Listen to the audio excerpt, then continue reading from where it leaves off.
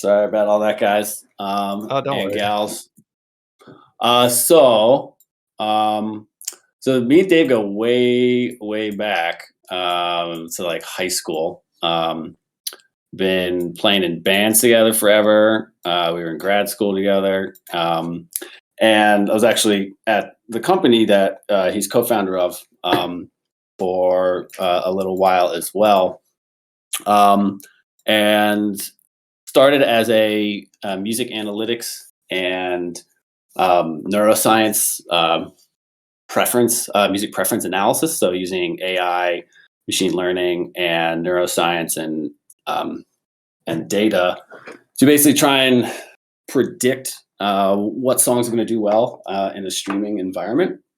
And then they kind of pivoted a little bit towards taking that approach to and applying it to the music NFT space.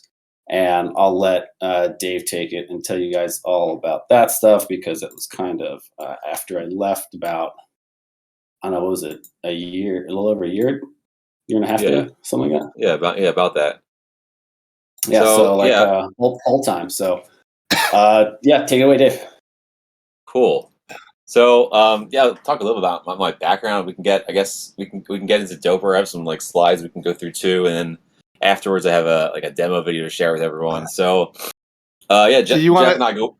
Yeah, I was say real quick. Do you want to share the slides on your screen, or do you want to sure. post them? We've got a couple channels too, so feel free to you can share your screen in here, and Okay, don't be let's see. shy.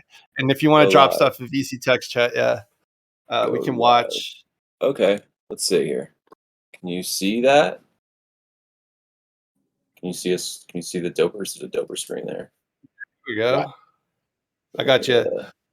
Music collector shop, Dopr. One-stop music collector shop. You guys see that now? Yeah. Okay. All right. There. Nice. Preview Sick. window. Or no? All right. Cool. All right. Great. Yeah, I pressed. I just hit. Play. We'll try one more time. You guys have that. Okay. Cool. Yeah. So me, and Jeff, go way back. I'm a bass player. Grew up playing piano. I'll give you a little background. So picked up bass when I was like in high school. I think the path started here. You know, it really is. I was studying music psychology back in undergrad. I was at Emory and doing jazz performance and playing. And I guess during my like early 20s, having these kind of what I would call out of body peak music experiences, both on the performance side of things and then also as a fan of music.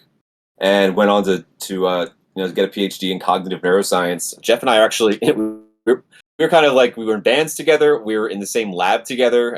The lab was like a combination of electrical engineers doing like music information retrieval, analyzing audio, and I was the cognitive neuroscience scientist in the lab to kind of understand what was happening in the brain. That's when I started doing kind of the research that led me to Dopr. So it was really about what is it about music that leads to these peak music experiences, or another way to think about that is like these flow states. And so one of my co-founders and I, Scott Miles, we started this research about 7 years ago, analyzing music.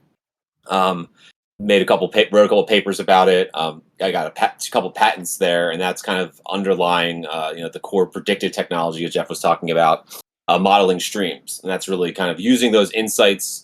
What we call this term familiar surprise, with all these other data points about music, everything you can imagine about the artist and song and music features, socials of the artist and things to make these predictions. And so, when we were really like looking into this space at first, taking notice of things, something that caught our eye and our first step into the space really was at the top of the year, there were these music NFTs where there was like a unique trait to them that they were bound to. They were kind of fractionalized royalties. So tokens are being sold. One of the biggest platforms in the space is a company called Royal.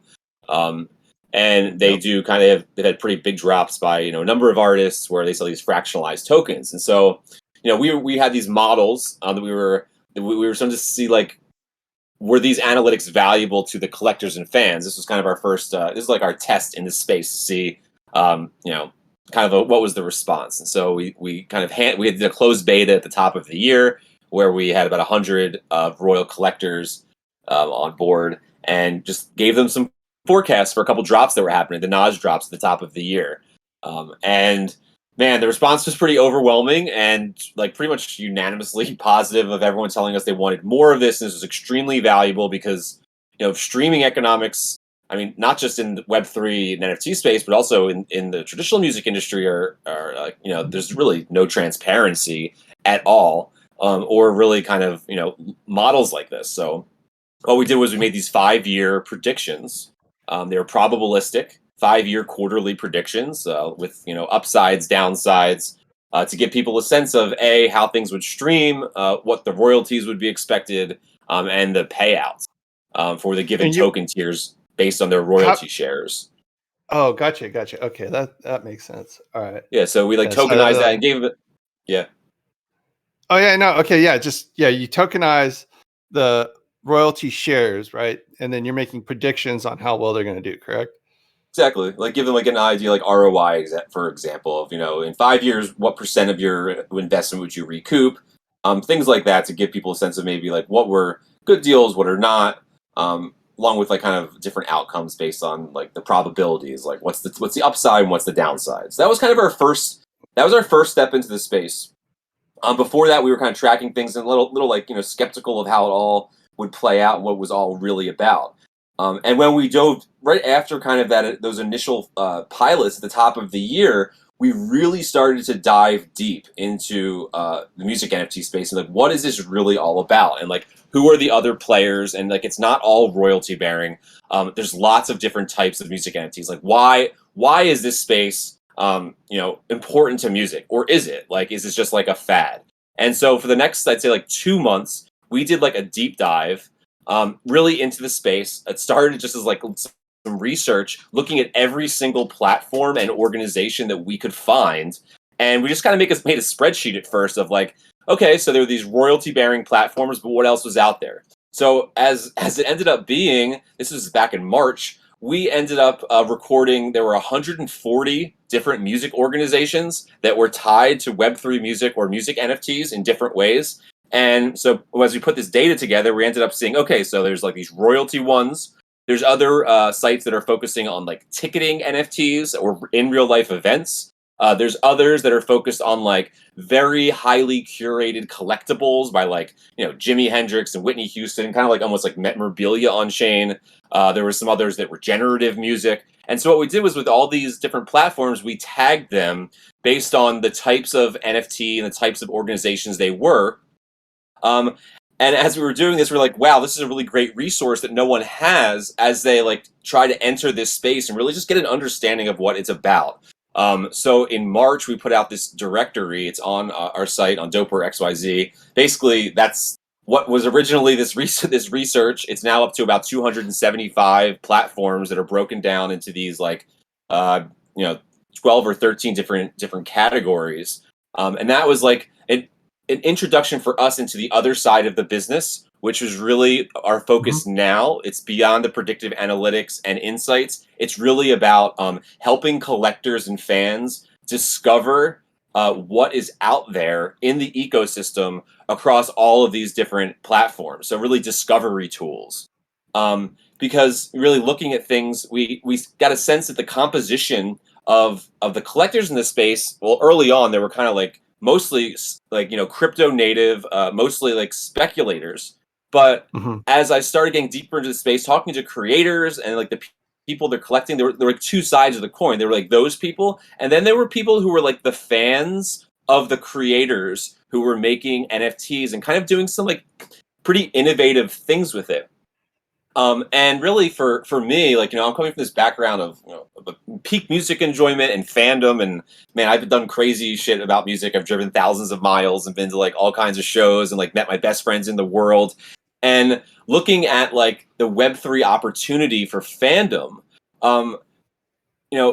with my third co-founder, he's a record label founder and artist manager, Rob. His label is called Roll Call Records, and he was like kind of always working with these independent artists. And a lot of like the values and the ethos like overlapped of this like kind of under promising and over delivering. And rather than focusing on the kind of like the Web2 streaming model of get 1 million listeners to check you out on playlists, but like they never really engage with you. In like Web2 and streaming, it's more of like just put on music in the background. It's almost like in that world, the connecting with the artist and music is like devalued. $9.99 a month gets you everything at your fingertips. But at the same time, you never really interact with the artist. You never get deeper into their world, and the artist misses out on like a more demand capture of their audience. And so like the mantra really for music in Web3 is really get 100 core fans to back you, and like you can like start to sustain yourself and get hundreds, get up to 1,000, and like you can really build a career off that instead of just like kind of the 1 million passive listeners. And so like stepping back and taking a look at like these different opportunities and the unique ways that people were like using smart contracts and building in and the way that artists I see like rewarding people who are token holders, just like as like for example, we were at NFT NYC a while back, and we did this event. There was like 3 floors of music venues and of music shows and like concerts, and then the middle floor they had like 10 artists doing half-hour performances live for people who had tokens, who had bought them before. And we're seeing like these kinds of like kind of cool use cases unlocked through this mechanism. And so for me, there's kind of these two sides of why Web3 music is interesting and like kind of beneficial for artists and fans. There's kind of the financial side of things, which I think is the part that's really focused on more than anything else, probably, is that, artists can better monetize their career. You make, half a cent on a stream, less than half a cent on a stream. And of course, that's different with NFTs, and like the artists and the fans can share in those rewards. But really, there's the other side, which doesn't maybe get talked about as much. It's really about rekindling this fandom through collecting. That I feel like recently with the streaming kind of being the dominant way people have been consuming music for a while, that's kind of like maybe went away a little bit. Previous to that, I'm a little older, so like collecting vinyl and collecting merch and all that. This just feels like kind of a new rebirth of that, but like on steroids and digitized. So that's kind of like how we think about the space. But there's like some real core issues there. So, Are feel you free to interrupt me? Yeah. Yeah, real quick. Yeah. I still see just the Dopr slide. Are you Oh supposed shit. to be just on the? Oh shit. Yeah, Let me try to reshare that. Oh, sorry. Yeah, no worries. Yeah, I figured you're probably plugging along, and I was like, fuck. Oh, my bad. Let me do No, that it's one all. more time. Yeah, don't worry, because this happens all the time on Discord too. I've never done this in Discord before. I'm usually like Yeah, it's Zoom or all good. something. Oh, Yeah. is that the presenter notes side or something? No, it's just. Oh, here we go. This should look better now. Let's see. How's that? There you go. Cool. Cool. I So think yeah, like the vinyl thing's a good point too, because I remember when I was working with you guys, we had a lot of charts showing what percentage of what digital and physical media constituted sales across the industry, and vinyl has been growing like significantly because of that interaction and engagement with the artist. Right, you have this like huge canvas now that the artist can present stuff to fans. It's still that's still kind of one way, like unidirectional, like artist to fan. Whereas NFTs and Web3 really offered like bi-directional activity between artist and fan to artist. That to me, that's stuff's really exciting. Well, we know that music's probably the next big forefront. I mean, we had someone in here who was talking about musical equipment and NFTs just yesterday, right? So like we know where the next like big, let's just say a lot of focus and attention is going to. And I would also say that using records as an analogy, or even using records similar to NFTs, is fucking dope. Right? yeah, So, yeah. yeah. Sorry. Yeah, the records are great. So anyway, sorry, I'm looking at you're on the price and value slide, right? Hundreds of platforms, small slice of the catalog, chain and currency, value prop. All right. Yeah, exactly. So the vinyl's a cool use case, and that's like building in it's similar kind of thing. It's like with people who are buying vinyl directly from artists. Like the teams from those artists and like that, they're making a ton. That's a ton of their revenue, right? For artists who are like selling vinyl and selling merchandise, and like it's a similar mentality, right? They're like rewarding the people who are buying buying the vinyl, like when they come to town or they do a tour. Yep. So back to like generally in this space though, like if a fan, to me the upside is fandom, and if music fans are going to enter the space, there needs to be a simple way to collect across all these platforms. That's like a huge barrier to entry. So there's hundreds, as we were talking about, like with that directory, there's hundreds of these different music NFT platforms, and each of them have kind of their own unique use case. They all have a sliver of the catalog, like a small fraction of the artists. All different types of NFTs are on different chains. You have to like connect different wallets to them. There's lots of issues there.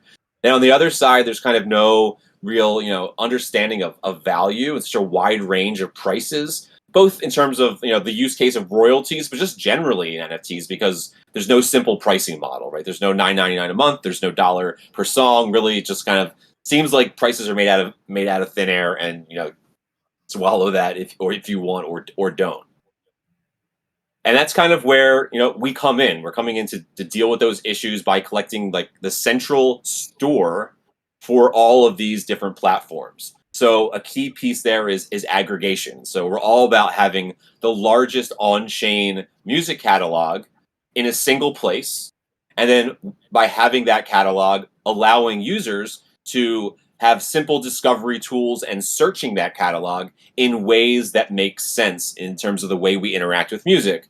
So like in terms of if I went to Spotify or I go to Apple Music to look for something, I want to be able to search by artist and see their entire discography, right? Currently, there's nowhere if you look for your favorite artist and try to find every NFT that they've dropped across platforms, you can't even do that right now. So other things like genre, being able to search by that. Now with NFTs, you have kind of the new category which we label everything by utility type. So, I was talking about those royalties or access to the artist or exclusive content, because kind of the idea there is that every collector and every fan is going to have different ways that they want to engage and different things that are meaningful to them. So by giving them kind of the options to browse this catalog through these different kinds of, filtering and search mechanisms, that'll kind of just help everything. So these logos are all the different platforms in the space, like Royal, Sound, Catalog, a couple of the biggest ones. We think of them like like record labels or content providers. No one's going to Universal Music to listen to music or to buy music. They're going to the place where it's all housed, and that's kind of core to how we think about the space. So really, it's about making music collecting easy. This is going to be kind of this next wave of fandom. There's kind of a couple components here that we feel like are important to have that end-to-end experience as being the all-in-one store. I've kind of talked about a couple of them, so I won't go too deep in here. The full catalog is kind of that first piece, right? Having as many of the NFTs at your fingertips as you can to be able to search through. There's kind of these three core tools, which I think really just helps people find what is most compelling to them. So there's like discovery, which I kind of was talking about music attuned features, tags of music based on the music itself, the content, and the utility, where you can just you make sense of the catalog and find the things you care about. Then there's recommendation. So that's basically that incorporates your user activity both on platform and what's in your wallet when you connect your wallet to the site. And also that kind of comes into play with some of the neuroscientific stuff in terms of what is your kind of listener profile of the types of music that you would enjoy when songs are attached to those NFTs. And the last piece is analytics. And I'm going to dive a little bit deeper into this on the next slide. So we kind of have a unique approach in terms of our analytics. We're not just looking at the kind of more traditional NFT collection metrics, floor price and transaction volume and things like that, but really the associated artist or song, if there is one attached to the NFT, we're pulling all the off-chain data about that too. And that really helps us get a sense more of what's happening in artists' career just across their entire career, not only in Web3, which can be helpful. And the last piece is one cart shopping, which really we feel like where you're finding the music and where you're getting your analytics and being recommended it, that ultimately you should be buying there, buying here as well. So like, that's again a huge like piece of friction for fans to come into this space is if you're not into crypto, you don't want to have a wallet, like we could create a custodial wallet for you, and pay with a single method to not have to worry about all the complexities of currencies and exchanges and such. That's kind of just like a preview of what that looks like. I'll send over to the group if you guys want to check out actually a full demo of the platform. I'll do that after we guys chat. Yeah. Oh, yeah, that'd be great. Yeah, I'd love Cool. to check it out, dude. Awesome. I know a lot about what you're doing here. This is like really, really interesting. I think this is a really, really unique idea. Like I haven't seen anybody trying to do this. You guys are actually the first. Nice. That's That's good. Yeah.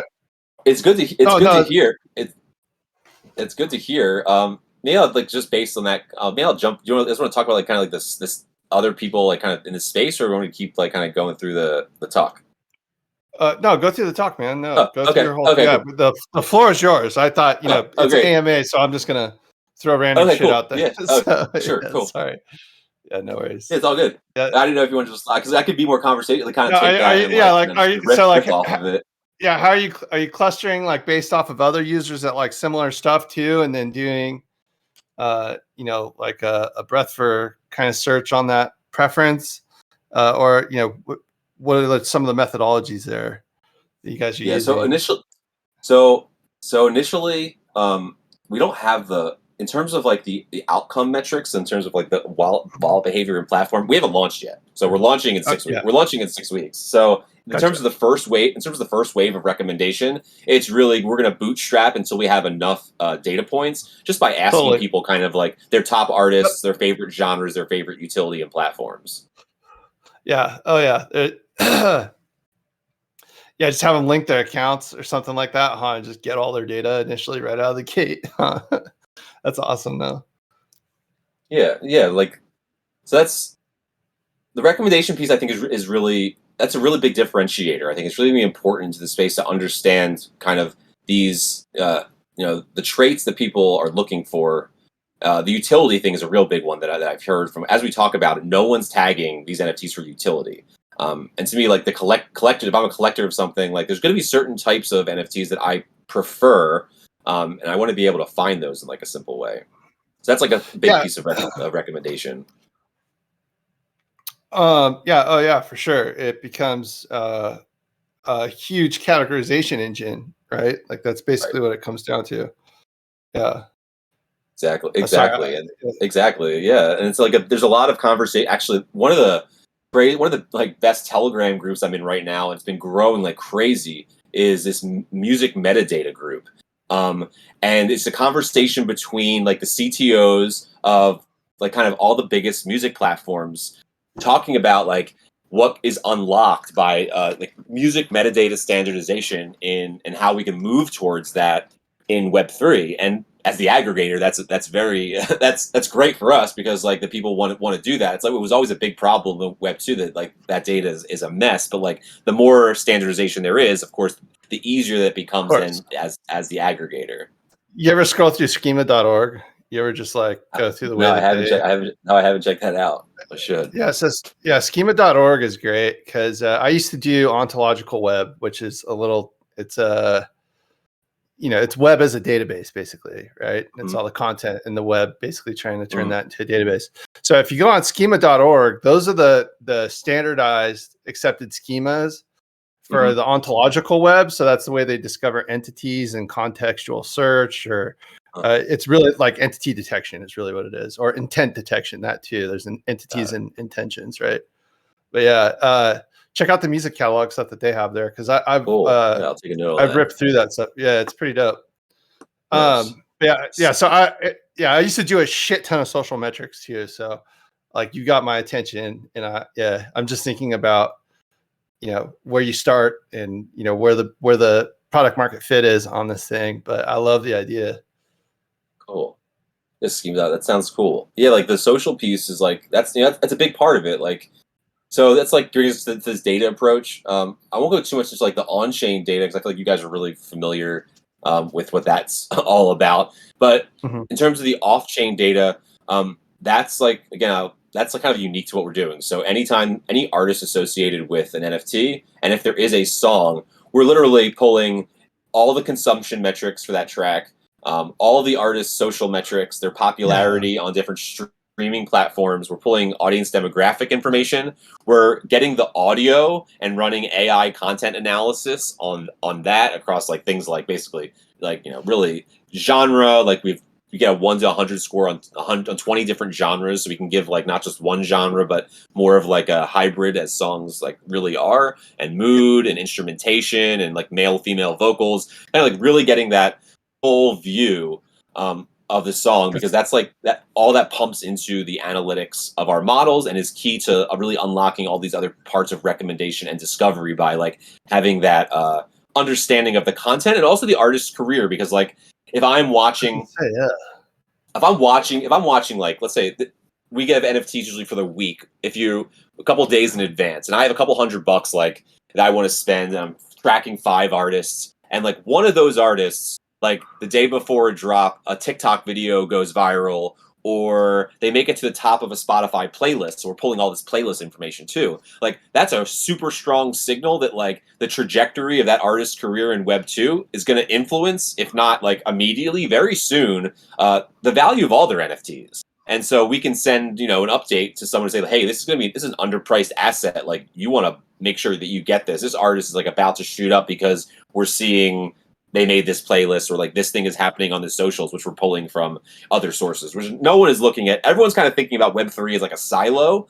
And really, I think the smartest people in the space are saying, no, it's really like more part of your strategy overall as a creator. And so really all these different pieces, all these parts of your career like matter and should be incorporated to people who are ultimately making like collecting decisions.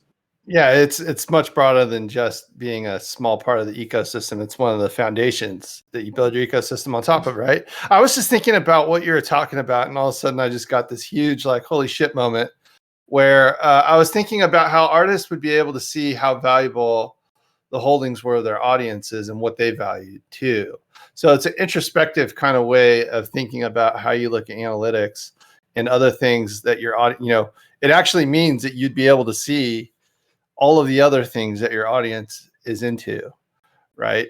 and understanding those demographics, true. Like it's kind of crazy. And just thinking of how valuable that is to creators on the other hand too. And even though we're just talking in the sense of NFTs, but it's if they were actually investing in other artists, then they could see how much they had invested and how much their community was able to raise, and see how effective those artists were at basically doing that, at basically making a market for themselves.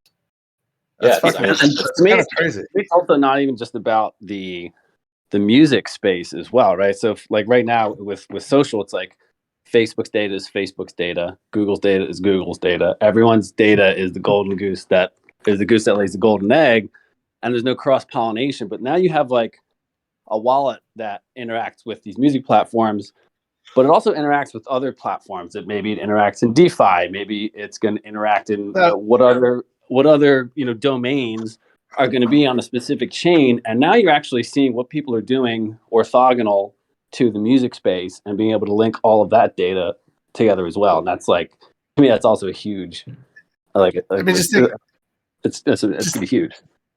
I mean, yeah. So, but it also taps into that one thing of it being a historical record of all the things that you were doing at a certain point in time. So think about like music is a huge influence in most of our lives, I would say. Most everybody, because I do actually know some people who do not like music. I don't fucking understand it. I don't know how that's a thing. But I would say that whenever I hear a song, it always takes me back to like a fucking memory sometimes. Well, a lot of times. And I was like, damn, dude, that's crazy how vivid it is when I hear this song or something like that. So, our musical preferences change throughout our lives too. Right. And so I think it's a way, these are long-term commitments to data, and you own it, and you also own what's public, or should own at least what goes public, what you're talking to, Hogs. But yeah, I think music is probably one of those things where you're not giving up too much about yourself personally, but it is a great way of expression. So rather than sharing your personal details, you could share a song about how you feel at a certain point in time. Anyways, I digress. I'm totally into this. So I'll put myself on mute again. Sorry. No, that's all. It's great to hear you guys like the feedback, and I think the gatekeeping of the data and having that be public to me, one of the most interesting use cases in music that hasn't really like taken off yet is ticketing, right? Live Nation has all of the data on like who is buying the tickets to all the shows. And actually, the bands and management, they don't have that. And so just think about, as a creator, as a band, this is someone's 100th show, or like you could call them on stage, or like who's in your audience after the show. You can airdrop them a recording or some kind of like special content for being there. And I think that's like speaks to that point about like the data and like just being more public and on chain and being able to like see what's happening. And on top of that, like in terms of with Dopr, it's like every artist is going to have an artist page. So imagine like Dopr.xyz / whatever, my band name, Nakama. And you would be able to see all of the NFTs that Nakama has ever dropped. You'd be able to see the top collectors on the page, and really get those insights into, what is it, who's collecting, what else are they collecting. And I think that transparency is is a really big piece of all this. I'll move through here. Talk a little bit like the music market. Won't spend too much time on this in terms of like how I guess we think about what is the potential here for music NFTs and Web3 music. Is I guess Goldman Sachs has put out a report that the music industry is going to hit 153 billion by 2030 in revenue. And right now, the closest market we can compare it to, there's not data out on music yet, but the global art market already hit 16% as of now in terms of NFT sales. So we think like, in the next 7.5 years, like a conservative estimate would be that music NFTs could hit 25% of that 153 billion. And that would make the music NFT market share 38.2 billion. And so do people think the things that music is going to be distributed via NFTs, like do people think the Spotify's and Apple Musics of the world are going to transition fully to like NFT based streaming?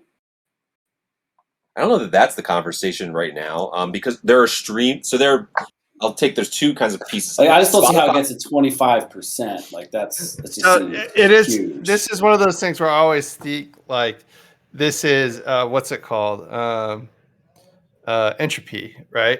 Right now, so it used to be that we used to have gigantic networks, and then the networks broke down into individual stations, and then now the stations are breaking down into smaller. Like now you got to go and buy HBO all by its fucking self, and you got to go buy other networks all by themselves. I think eventually it'll just become down to the artist, and let's be like, fuck it, you can launch your own thing right here, the same way, right? That's what it comes down. Yes, artists are going to just be launching their own marketplaces on. It's just be on their website as like their merchandise, and that's just going to be on chain. The streaming platforms haven't gone there, but it's a slow move that way. Spotify just started doing a beta. They announced with artists being able to show their NFTs on their pages and link directly out to their NFTs for purchase. So we're seeing some experimentation from the streaming platforms. But not yet that like they're going to be moving completely on chain. There's actually like there's like on chain streaming platforms like like Audius and some other streaming aggregators, which I'll touch on in a little bit. And so like projections, of course, they could go lots of different ways based on what happens in the space. But it's kind of like how we think about what's the upside here. And so being the store, I feel like it's kind of a similar thing. When 50 like to an Apple and Spotify, you're going to be one or two stores where our goal right now is over the next 2 years to have 50% of music NFT transactions happening through Dopr. And so really we feel like there's these two core pieces that support that, is having that large catalog that's pulling in everything, because that just makes the experience easier for collectors, along with those tools, having the best tools to drive the collectors here. So letting them discover things easily, track things easily, and buy them easily. And that's kind of like, this is our like the KPIs we kind of focus on here. Because when we break that down, it like looks pretty good moving forward. Like half of that, 50% of that revenue would be 19 billion, and we'd have a transaction fee model where you buy through Dopr and there's like a 3% transaction fee that comes out to like 374 million just on those transaction fees between now and 2030. We also have an API that does data, the predictive analytics. So working with different platforms in this space, and that's kind of an interesting area of monetization where some of the royalty platforms, they find that data very useful to have these forecasts because they're trying to set prices and they're trying to give both sides, the creators, a sense of like what they think these royalties are going to be worth, and then also to their users to give. There's certain groups that like Another Block is our first official partner that we just kicked off with them, and they're all about transparency because there's been a lot of conversation about how the early drops have been ripoffs and there's just like money grabs, and this isn't the way that it's going to like sustain. So by having kind of those analytics, that's kind of an interesting also monetization path. This is kind of a cool slide to talk through. Is really like who are the other players in the space and like what's their approach and how are things different with Dopr. I'll start the x-axis, go through that real quick, kind of cover that. It's high music focus on the right and low music focus on the left. And then the y-axis, we see that there's high percentage of catalog included, and on the bottom, low percentage of catalog.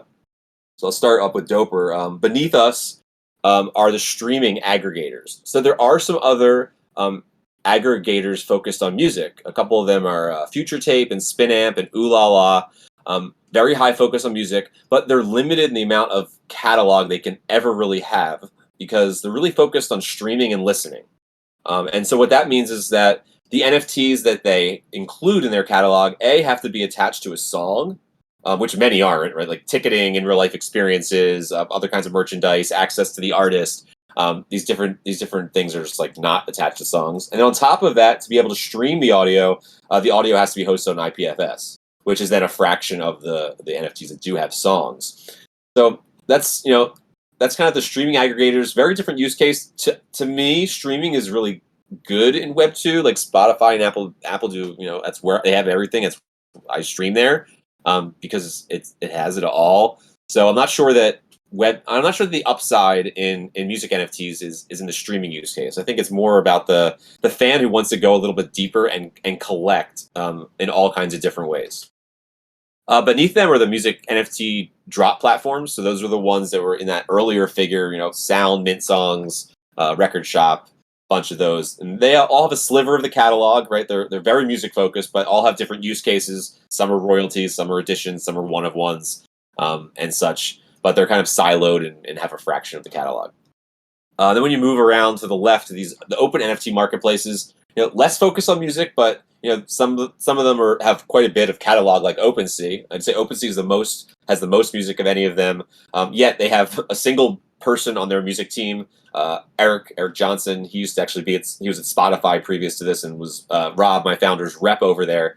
So it's good to talk to him about kind of like the issues they're seeing and what's happening there. And we have a good relationship where actually, as we launched things in V1, in the first half of that 2-year period, for about the first year, we're going to be sending, before we have the one-cart shopping installed, we're going to be sending users off platform to make purchases. So off to these primary drop platforms for primary drops as they happen, the minting locations, and then to secondary marketplaces like OpenSea and Nifty Gateway and such.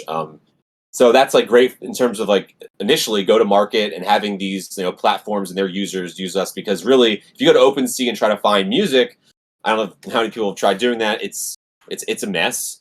It really can't sift through that catalog. It's really hard to like make sense of it because it's horrible. It's horrible. They have no music tools, no organization. They're not using any of that off-chain data that I mentioned about the musician's career, the song, or any way to tag the music in a way that you can like actually search through it in a meaningful way. And the last group are like kind of more general aggregators out there, like Gem and Genie, not focused, no music tools, really focused on again secondary marketplaces, where a big value add for Dopr is pulling information as soon as it hits the chain, which is usually a couple days before the drop happens, to give people like alerts and information so they can track what's about to happen. So really focus on like that primary side too. And then they're also focused more on like the trending and trading metrics on chain. And while that's a piece of our analytics, we feel like really having a deeper understanding of what do music fans want. That's kind of what's core to what we're working on. So, are there for drops? Are there specific things like? Is there like any kind of like metadata standard or anything that indicates something is a music NFT versus another NFT, like in a ERC 721 or like EVM NFT? Like, are you guys able to just parse the chain data and find out that something's music, or like how are you sussing that out?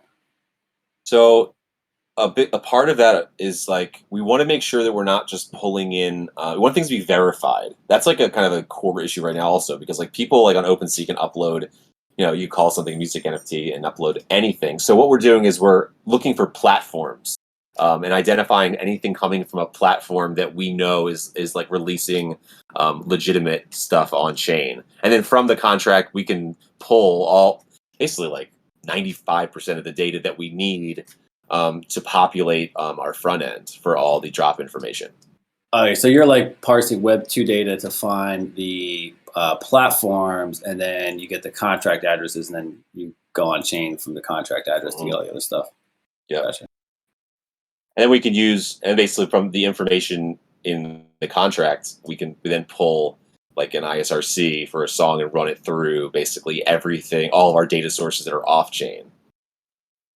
ISRC is the code for a song, right?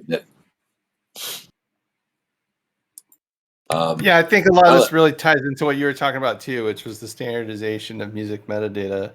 Like there really is there should be some kind of standard on-chain representation, at least in the schema, the metadata, something that has all of those standardizations to it. But I could see why that would be a rising topic. It's a big topic because because right now it's like, so that's one methodology is like scanning, smart contracts, blocks of different activity that's happening there. And the other one is just through APIs. So that's like another way is we have a partner API, but a lot of these platforms, either they don't have an API or they have their own API. And so, you're always going up and back, in that way of like, okay, here's, slightly different schemas. That's again why that, a more standardized method would definitely like just help make things easier moving forward.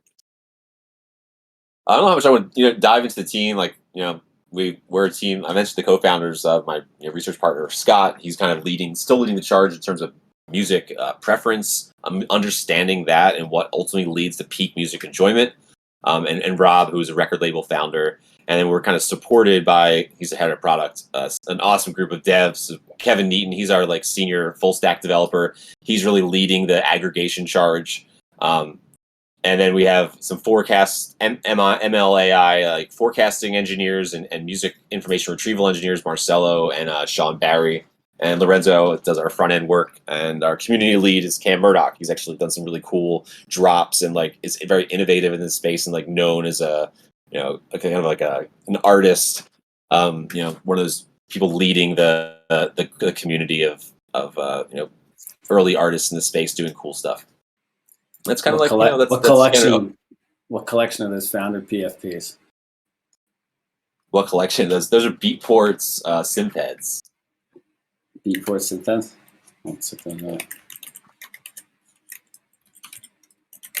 Tell everybody over there I said hi, especially Sean, Lorenzo. Rob. Yeah, let everyone you said. Yeah, it was awesome. Awesome. Thanks for like having me on here and tell everyone about Dopr and kind of where things are in the space. Happy to answer any other questions. You guys done a lot of work since I left. So actually, I was going to ask you, like, what are you guys looking for? Customers? What are you guys looking to do? Yeah. So, well, right now we're in the middle of our seed raise.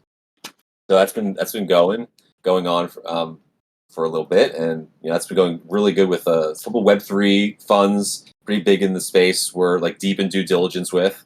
We're really trying to have that cap table be full of Web3 groups and music tech groups. So also in conversations with all three major labels in terms of potential follow-ons as well. So that's like been really good to see, and really just putting together the rest of that round and having that all come together is that's been my focus for the last, I would say, like 4 to 6 weeks. And in terms of after that, it'll be about bringing users on board. A lot of that is through the cross pollination with all the platforms. Like we are in conversations with all of the major platforms, and it just seems like across the board, unanimously, that they want to have their NFTs on Dopr. I mean, we don't need their permission to, but if it's good that they do want to, because then there's cross promotion, cross marketing, and pollination, which to ultimately is about getting the users here, and that's like kind of that first wave. So those are like kind of the things I guess we're focused on right now. It's gonna build some gravity, right? Well, I would love to come in. I mean, as soon as you guys, again, we're